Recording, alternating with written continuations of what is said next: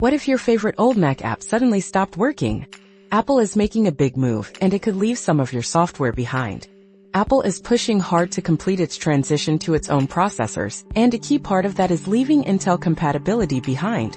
The latest beta of macOS 26, codenamed Tahoe, makes it clear, Rosetta 2, the translation layer that's been essential for running older x86 applications on M1 and M2 Macs, is nearing its end. Think of Rosetta 2 like a universal translator that allowed your new Mac to understand the languages of older Intel-based programs. It's been a bridge, not a permanent solution. Apple is now giving developers a tool to prepare for this departure. By using a special command, developers can force the system to reveal any remaining Rosetta dependencies.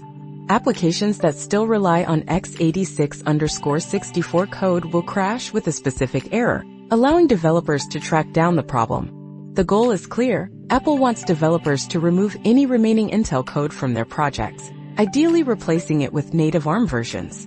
Some developers have already jumped on board. Valve, for example, has released a native Apple Silicon version of its Steam client, after years of using a hybrid solution. Curious if you have any Intel apps lurking on your Mac? It's easy to check. In the System Information app, under Software and then Applications, you'll find a list of all installed programs.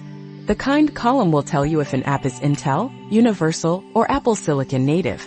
Rosetta 2, much like the original Rosetta during the PowerPC to Intel transition 2 decades ago, was always meant to be temporary. It translated Intel binaries into ARM code in real time, invisibly for users, and provided a smooth entry into the Apple Silicon world for developers.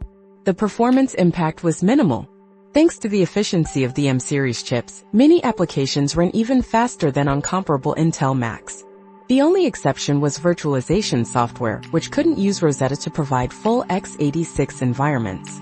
Apple plans to release macOS 26 Tahoe in the fall of 2025, and it will be the last version to officially support Intel-based Macs.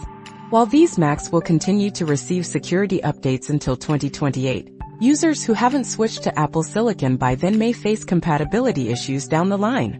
This move is a calculated risk by Apple. They're betting that the benefits of their own silicon outweigh the inconvenience of leaving older software behind. It is similar to removing the floppy drive or headphone jack. It stings at first, but we move on.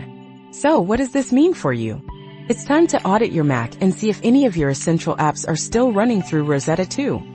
If they are, reach out to the developers and encourage them to release native Apple Silicon versions.